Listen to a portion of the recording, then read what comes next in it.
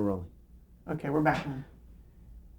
You were talking about the casting of Sammy and Friends. Cast of Sammy and Friends. Yeah. So this is part of the part of the story where I'm really not going to do so much acting anymore, and it happens like this. I'm desperate to get parts because after Down the Shore ended, we did 29 of those, and it finally ended in like 92 or 93. I was out of work for about 13 months between 93 and 94, and I'm really thinking, this is awful. How come I can't get parts? I'm feeling like I'm trying to put on the I'm Not Desperate show, but it doesn't feel that good going out of the house. I'm like, oh, hire me. And, I'm going out for commercial auditions and hearing directors say, it's an analgesic, but just have fun with it. I mean, it doesn't have to be an analgesic. Act like it's a general pain reliever. Go, have fun. I'm like, what are you talking about? I can't do this. And yet, you go to these commercial auditions and you still bang your head on the steering wheel on the way home and you go, I love it. No, I didn't say it right. I love it. No, and you're like, it just makes you crazy. You can't do commercial auditions because you react to the loss of a commercial the same way you react to the loss of a major motion picture, which, by the way, had happened already by this point. When I was first getting TV roles and stuff, I got chances to audition for films and stuff, and even that felt terrible. I mean, it's still auditioning. Auditioning is terrible. So okay. So I didn't even get an audition for this thing called Sammy and Friends. Evidently, they'd hired this guy. I'm not going to say his name. Not famous, so you would never know. But they hired this guy, and they were in production. And I couldn't believe it. After I'd read this script, I said, I can't believe... Someone had given me the script somehow. I said, I can't believe I never... Oh, no, I'd read one time. I had a good audition. And I thought, one of those few times that I thought, they'll call me back. One of the 4 times in my life when I went, they'll call me back. They didn't call me back. Like, how did they not call me back? I had a pretty good audition. Well, they hired somebody else. All of a sudden, I get a call. They really want to see you right away. You need to be down there. What are you doing right now? That's how you know you're close to getting the part. When they call you at home and they say, what are you doing right now? That means they really are in trouble. So I run down to Fox and I see Lori, my ex-manager. I said, what's going on? They said, we're supposed to have a network run through tomorrow and it's not working out for this guy. And can you do this? And then, again, will you work with the director? So I worked with the director. It was Andy Ackerman, who directed the pilot that I'd done the George Wendt show, and he did a lot of George Wendt shows. And I was like, oh, I know this guy, and that was fun. Of course, they're giving me the answers again. It's one of the things. If they're going to work with the director, they're telling you how to do it. How do you blow this? If you can listen, you can do it. So they said, okay, good. You're going to go to this. You're going to go to the studio. And I went to the studio to audition, and the people at the studio were the same people who had done Down the Shore. It was Fox, and their memory for my crappy performances in Down the Shore had faded, and they were willing to make the same mistake again. So they said, okay, you're going to get this. You're going to get this. Now you just have to go to the network. And they were about to lead me out to go to the network as the cast was breaking for lunch. And it was one of those things where they grabbed me and they said, stay right here, stay right here. And they stood in front of me kind of, and they waited. I could see they waited for the cast to go to the commissary or wherever they're going. And I realized, I'm watching a dead man walking. There's a guy over there who thinks he's going back to work this afternoon. But if I do a good audition in 5 minutes for the network, they're going to fire him right out. This is his last meal. I hope he chooses the steak and lobster, because this guy is done. And that's exactly what happened. I went upstairs. They went into the commissary, and I was like, go ahead, go on. And I scampered again across the parking lot up into the offices at Fox. I get the part. Or I don't know if they told me they get the part. They say, good, go home and wait. We have to do your deal. That's the other thing. You always have to have your deal done before you audition. Because if you don't do your deal before the audition and they like you too much, then they say they want you, and you say, okay, and $1 million. You can't do that. So my main money points had been worked out. So they let me audition, and then they had to just work the language on my deal. So they told me to go home, and sure enough, they fired that guy. And the next morning I started on Sammy and Friends. And with all due respect to Sam Kest, there were writing problems on that show. I don't think it was just this actor. I think they would have, if I had been the first actor hired, they would have fired me. And I could tell that something was weird because, yes, the run through went fine for the network. And now they're going to shoot the pilot that Tuesday. And they said, but I could tell it wasn't really going. The story was not a great story. And I said to Lori at one point, if this show gets picked up, you're going to fire me, aren't you? Don't be silly. Just do your work. You just do your work. Don't you worry. I'm like, That did not sound like a denial. I knew that something was going to happen. And sure enough, when the show finally was cut together, it wasn't called Sammy and Friends anymore. It was named after the neighborhood where the pilot took place. It was now called Red Hook. I'm like, oh boy, they're going to fire me. But anyway, the one thing I learned from that show, most important thing that I learned from Sammy and Friends, was that if you bleed on clothing, your spit will take it out. True. It was a scene in the show where I had to try to kill a fly, and I smashed the glass. I smashed my own window, and the candy glass, which is not real glass, but it's candy glass, can cut you. And it cut me just a little bit, and I bled on my wardrobe. And the wardrobe lady came up to me and said, "Can you spit on this?" I'm like, "Sure, why?" And sure enough, it's like magic. You just spit on your clothes, and your saliva dissolves it. So, kids, you people who want a career in show business, remember, use your spit, or if it's your kids' clothing, sometimes your spit will dissolve your kids' clothing. Because you believe it or not, your kids are spitting on you all day long. Try to get them to spit on something intentionally. They can't do that. I don't have to spit now. Anyway, that's what you should know. Let this stand as my testament to the generations. This is my testimony. I want you people to understand the importance of your own spit. Anyway, that's all I have to say about show business. Thank you and goodbye. No. So that's it. So that show did not happen. No, but I can clean stains like crazy. I found other fluids from my body, removed so many stains. Let me show you. No. So that show never went, and it didn't, and I didn't have to suffer the humiliation of being the guy who was fired from the pilot like everybody else. But in the meantime, I'd written a show. Oh, this is before that. When the George Wendt show went down, I was supposed to be in a show called Meant for Each Other with my old buddies Stephen Leo and John Rigi, and that was one where they said, "You're going to be in this. You're going to be in this." And then when we went to the network said, "Why is he going to be in it? We don't have a deal with him." And I'm like, "Oh, because they said I could be." Well, just because your buddies who are writing the show say you can be in it, and even though they mean that you're going to be in it, if the network doesn't have money tied up in you, you're not in it.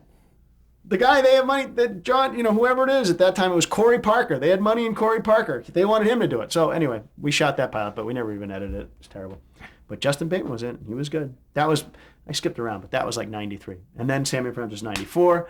And then around that time, that's when George Wendt got going. And that's when Peter Tolan said, "What are you worried about some pilot that you shot?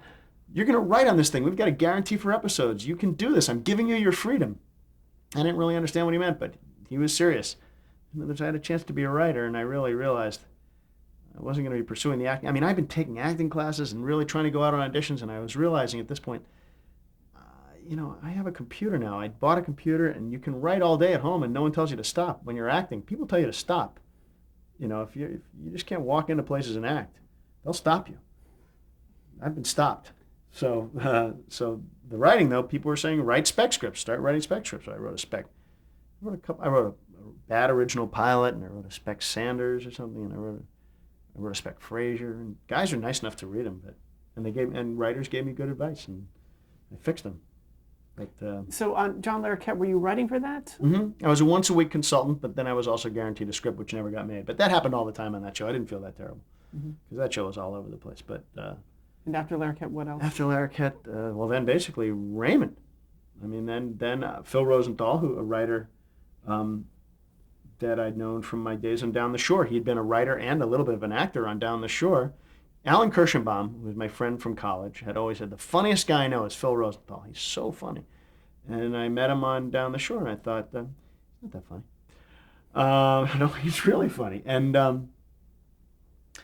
then we'd been friends. I never lose track of funny people, and we were really good friends when we came out here. I started the key to my relationship with Phil Rosenthal. He's tremendously into food. I was always willing, not just willing, but we have there's a real weird. I'm going to say it's a lucky thing that happens when we look at a menu. I see two items. Invariably, Phil Rosenthal has his eye on the same two items, and we split. Better than my wife. I mean, I am really, if there's foodosexual, Rosenthal and I have that. I will always have a job because Phil Rosenthal and I have split entrees, thousands of entrees, and always it's uncanny. There's always. What do you think of it? You're looking at the. What about the bass? I was looking at the bass. Well, what else? Oh, skirt steak. Bass and skirt steak. Absolutely. We've been doing this for years. So it's going to go. I don't know. When one of us dies, it's going to be very sad for the other guy. We're going to have half as many good things to eat. So So with all these entrees and all that splitting, Phil said, I'm writing this pilot. Oh, he said, do you know Ray Romano? He called me up. He said, do you know Ray Romano? I said, yeah, I know Ray Romano. Ray and I had worked in New York. And in fact, at the time, my graduating class of comics in New York was Jon Stewart, Jeff Stilson, Ray Romano, me.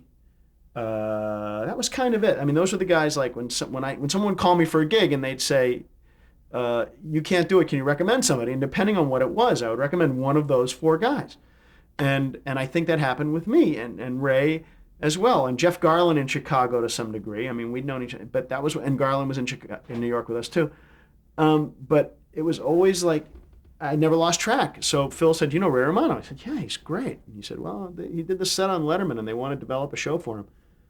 And I said, yeah, I didn't know if he could act. In fact, I thought he might not be able to act. And then Phil wrote this script, which I thought was fantastic. And at the time, and then I helped out on the pilot. And at the time, the Jeff Foxworthy show was on the air. And I'd worked with Foxworthy in Chicago when he came through town. And in fact, he came over to our house for a chicken dinner. You know, when you're on the road, if someone invites you home for a dinner, it's really nice. And I think Foxworthy was happy to have the dinner. And I really liked Jeff. I thought Jeff was a great joke writer and a good act, you know. And so he had his show going, and I got offered that job.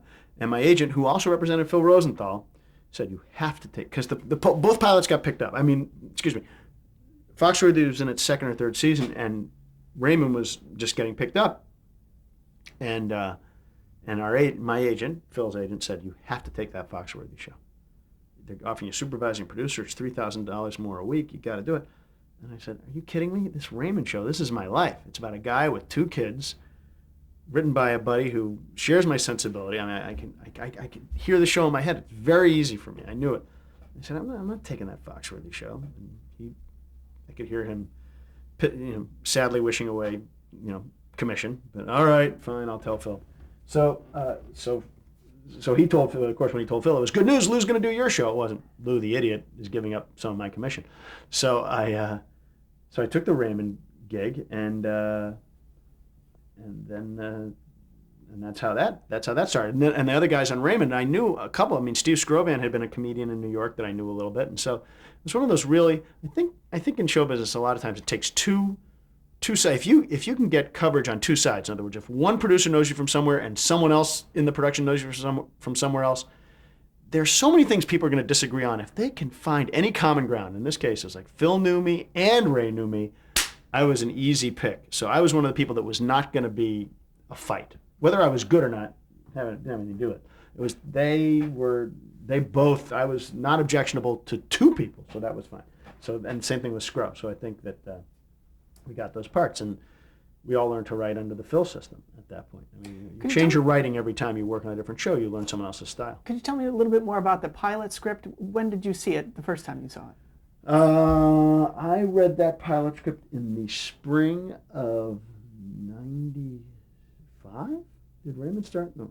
Yeah, Raymond debuted in the fall of '96. Must have been spring of '95. And I came back I was skiing in Utah. I have a friend who has a house in Utah, so don't think I'm fancy. This guy lives in Utah, and I was staying basically above his garage. But I went out and I skied in Utah, and then I came back and drove right to Universal. They shot the pilot at Universal, and I remember seeing Ray. It was good to see Ray again, And I remember seeing Ray doing during the pilot and going, oh, boy, he's a pretty good actor. He's really good. He's very natural. He didn't, I was fooled like a lot of the TV audience. He's basically doing himself. Well, you know what? Initially he was basically doing himself, but the self became expanded in that show. I mean, he started doing stuff he would never do in real life and being emotional in ways that he would never be. And people have never given him credit. They've always said, "Oh, he's basically doing himself." I'm like, "Yeah, he doesn't. No, he's not. That's not. That sounds like him. That's the voice of him, but that's not what he's feeling. Really, that's acting." And he's fantastic. So.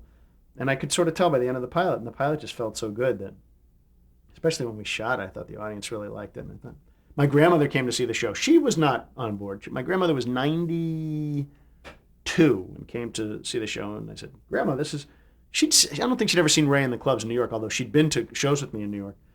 She, when I was doing stand-up, she would come once in a while. She came and she saw Ray and she said, oh, this is him? I said, yeah. She said, oh, I guess you don't have to be handsome to be on television. Thank you. He loved that. Yeah, I'm not handsome. All right, finally, someone's telling me the truth. They've been blowing so much smoke up my ass. I almost shit a Kiss concert. That's his old joke. Anyway, but that they had been. My grandmother told him the truth. He loved that. So that was the pilot. I mean, And how did Phil describe the show to you? How was it described to you? he's like, you'll be able to write this. He said, this is like our lives. It's like a guy. He's like a guy. He's got twins. Just Ray's life. I mean, he said, you know Ray, you know his life. I said, yeah, he's got the twins and he's got the parents living right down the street. In real life they live they live about, I guess at the time they lived about an eighth of a mile away or something. And we just moved them across. I mean, Phil moved them across the street. So that's where the show. I mean, that was the hook on the show. But believe me, he said it was hard to sell the pilot because he tells the story. He goes into places. It's about a guy and he's got a brother who's a cop who has got a little OCD and he touches his food to his chin and his parents live across the street and it's this guy and he's like, yeah, hi. And he said, believe me, no one was jumping up and down for this thing, but it felt real. I mean, I think there was something about it. It felt real to me. I mean, that was what happened. Ray, the character seemed as tired as I felt in real life. Beleaguered, I think, it's the comedy of beleaguerment that you just feel like, oh God, and the little moments of just anything where you just like, can I just please sit down for a few minutes? Nope, I'm needed. And that's how that was sort of the pressures on a regular guy. I mean, the pressures from the family, from his parents, from his brother, from his kids, from his wife. A guy caught between his wife and his mother. That was really the show, and that I think we all identify with that. I have that. My mother, wants to analyze my wife all the time because she's a social worker. My wife just wants to get everybody moving in one direction. We don't have time to do this. And no one has time, and that's what the show is about. I didn't ask you before, do you have any siblings? I do. I have a brother who's a junior high school guidance counselor at the Charles E. Brown Middle School, the Charlie Brown Middle School in Newton, Massachusetts. And then I have two step siblings from my father's first marriage who I never lived in the house with. I mean, I keep in touch with them, but they were never really part of my life. Now, when you knew you were going to be a writer on the show, did you immediately start coming up with ideas in your head or writing out scripts or any ideas, things like that? It was really, no. I mean, we talked about, my first script was something called Look, Don't Touch, and that wasn't my idea. It was just, there was a beautiful waitress at the pizza place on the show, and we thought, it was one of those things where like, you flirt with a waitress even though you're married, and like not very benign flirting, but that if your wife saw it, it's not that she think you were cheating. She just thought she would just get mad at you for being such a fool, and that's what happens. Ray like overreacts. The wife, Deborah sees him like kind of joke around. And she's like, who is this character? Who are you? And then you feel like a jackass, and bad things happen, and pasta spills, and that's how that happened. But then gradually, as the show went on, it was just like Phil used to say. The Carl Reiner on the Dick Van Dyke Show used to ask his writers, what fight did you have with your wife this week? What's going on in your lives? And that's how he wrote the show. That every week we'd come in, oh my God, my kid's the worst basketball player in the world, and I make jokes about it at the games, and I get in trouble. But come on, he's terrible, and everybody was like, oh, my kid's terrible too. And as soon as two or three people, again, it's as soon as you have two or three people agree on something, you probably can get whatever project that is off the ground, and that's what happened on these shows. Fights with the goody two shoes parents over little league snacks, and any fight with the wife. I mean, that became the fodder for the show. I mean, that was really what most of it was: fights with parents, fights with wives. Did it become difficult after a while? People would, in your real life, would have concerns about you putting things in the show? Sure, of course, and also it became really difficult toward the end. We tell this story. We do this Raymond panel periodically where we all go out and sit on a stage and tell stories from inside the writer's room and do exactly what we're doing now, which is what we talk about how the ideas for the show came about, and then we show the clip. We tell the story from our real life, and then we show the clip from the show. And by year 9, we're out of things that have happened. Everything's happened already. And one time I took my family skiing, and we were coming back from a hot tub, and it was like there was like a whole pool area, and we were coming back up to our unit where we were staying, and I dropped my car keys down where the doors of the elevator open, right down the elevator shaft, and I'm screaming, oh my God, oh my God, my keys are down there. Oh shit! And people are trying to, dude, we need to use the elevator. I'm like, this elevator's closed. You can't use this elevator. I'm freaking out. My kids are crying. They're like, oh, what's going on? Daddy's mad. I'm like, oh. And my wife, trying to be supportive, says, well, nothing else. You got a pretty good episode out of it.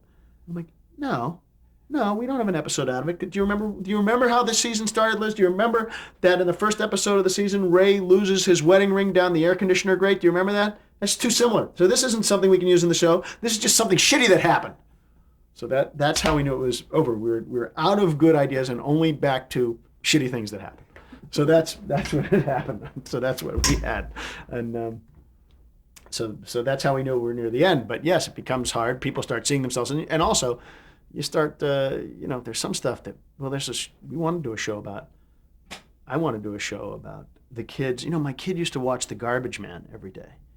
Well, not every day, but, the Tuesday, the garbage would come and Jake would stand outside and wave at the garbage guy, and the garbage guy would give the other, oh, God, the horn, and he loved it. And I said, and he said he wanted to be a garbage man for a really long time, like longer than I would like him to have continued to say that. And I was like, isn't that a good thing? And it becomes a show about what your expectations are for your kid. And haven't we all dealt with that? We're in show business and no one in their right mind goes into this, isn't it? I mean, wouldn't it be smart to do a show about parents and expectations? And we could find out that Ray's parents didn't like what he did for a living. And wouldn't it be great? And Ray goes, nope. Why? No, can't do it. Why? Anna's his brother-in-law is a sanitation worker. No, we're saying that being a garbage man is I'm like, ask him. Let me talk to him. No. I'm like, I'm not saying it's a bad thing. I'm saying it's a good thing. The kid wants to do it. No. I'm like, no, but come on. He's like, I can't. And it just bugged me. I was like, you're the one who's making it a stigma. I mean, you're the one who's saying it's a bad thing. I'm like, believe me, the guy does not wake up in the morning and go, woo, my dream come true. I get to handle crap. I get to handle refuse. He knows. I mean, there may be things he likes about the job and he might like the people, but believe me, he did not, I'm sure, well, unless maybe he was. I mean, then maybe we do that story. Maybe he was the guy who stood on the step and said, the garbage man. Maybe he was, but maybe he wasn't. And we can, and that's the point of the show. Someone can say, I said, we could do every angle, right? You can say, what are you saying, garbage man is back? And we eventually did it. We eventually did do the show, but not a garbage man. The guy was a janitor. The guy who's now Joel, I can't remember his last name. He's on Big Love. But we made a joke about him, and and the show became the faux pas. Ray makes the joke about the janitor to his face, and then makes it worse by trying to explain his way out of it. And then everyone in the family, this is one of those ones where a lot of the shows on Raymond, we'd have a big fight in the first act, and the fight would continue in the second act, and then everyone else would pile on with their story. And I said, well, it's not going to be that. I'll tell you that. The second act of this show is not going to be everybody tells about each other's faux pas and hangs the person out to dry in front of the assembled company. It's not going to be that. It was that. And it was really good. And it was Phil's idea to do it that way. And I was like, okay, forget it. So we did it that way, and I wrote it that way, and that's the way it was. Can you talk a little bit more about the writers' room? Who were the other writers? What were their sensibilities? I don't remember there being other writers, actually. One day there was one other guy, but mostly it was me. Now, really? Ray came in, looked over my work. Phil said, tremendous. And then we just talked about what I wanted engraved on the Emmys. Are we done? Okay. There was one other guy, Tucker Cawley, Irish lad, brilliant writer. I wrote a number of his scripts. Steve Scrovan, Slavic, decent, serviceable, not great by any stretch, but fair. Let's just call him fair.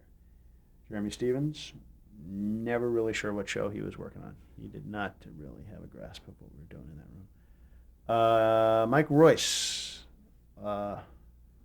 skinny, bald, bad stand-up, bad writer. Who else was there? A number of women. Leslie Cavaney, crazy nut, good writer. No, come on. Let me see. Tucker Cawley, brilliant. Mike Royce, brilliant. Scrovan, not as brilliant as those guys, but still brilliant. No, they were all great. I mean, it was really Phil. My dad taught a course at BU called task-oriented groups. And the theory is basically you're never closer to people than the people guys who are in elite army units, people who've been in a symphony orchestra together, and summer camp is the model I use. There's nothing that draws you together like being in a place for prolonged. People talk about quality time. It's quantity time. You have to do many, many hours of work with people, and you get very close with them. And I'm not saying it's all, peaches and cream. I mean, there's a lot of times you're like, shut up, I'm tired of you. But there are more hours, especially in this environment, there are more opportunities to really learn about each other and develop an affection for each other. And Phil Rosenthal was great at assembling this chemistry. And I'm closer to the Raymond writers. It was a dream come true in that these guys, Jeremy, Tucker, Scrow, Aaron, Shore, Mike Royce, Tom Caltabiano, Cindy Shupak, and Leslie Cavaney, and Susan Van Allen, and Ellen Sandler, and I'm sure I'm leaving people out. The women came and went more than the guys. There was like a core of 6 or 8 guys. Mike Scully when he was there. It was a dream come true. You could be very, very Kathy Ann Stump. You could be very, very open, and Jen Crittenden. So I'm working with Jen Crittenden now on Old Christine, and I'm working with Aaron Shore on Old Christine, and it feels great to be with people you don't have to put any filters on in the writing room. You don't want to have to worry about what other people are going to say or think about you, or know that they're going to say, or they're going to give you shit, and you welcome it because it's the pattern of your relationship. And so that was what was so great, that we would fill in each other's weaknesses, I think, a great deal, and we were very uninhibited about what we did in that room. And there was a famous lawsuit that happened around the time that you were on Raymond and the Friends set. Yeah. Writer's room. How did you react? It was only partially. It was a little scary because I thought this is baseless and stupid and pointless. But I didn't know if you could tell the public. I was really encouraged when, I guess whoever it was able to, the defense was able to convince a judge and a jury that, oh no, this is a special situation. This is a very specific work situation. I would never say the things about this person in public. I'm saying things in this room as part of in this process, and that room is a special place. It's a special place where art is done, and it's true. I hate to use art. I hate to equate TV with art, but you can't throw feces at a canvas.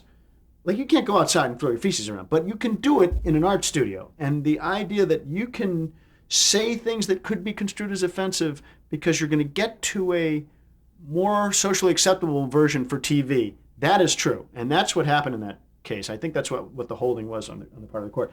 And I think that was really an important distinction to make, that the rules essentially up to sort of physical abuse and don't apply. And also, I think we do respect each other's opinions in that room, and we really don't want to hurt anybody's feelings. And if something happened where we really did hurt someone's feelings, you would say, hey, I hope I wasn't over the line there. And the person would, of course, once you've made that acknowledgement, would say, of course not, I know. And I think that's what had to be communicated in the Friends case, and they were able to do it. So that I do remember very clearly, but I never thought that we would be in real trouble. Of course, for a while I stopped masturbating in the room as much. Cut down. It's like smoking, cutting down. What else? How did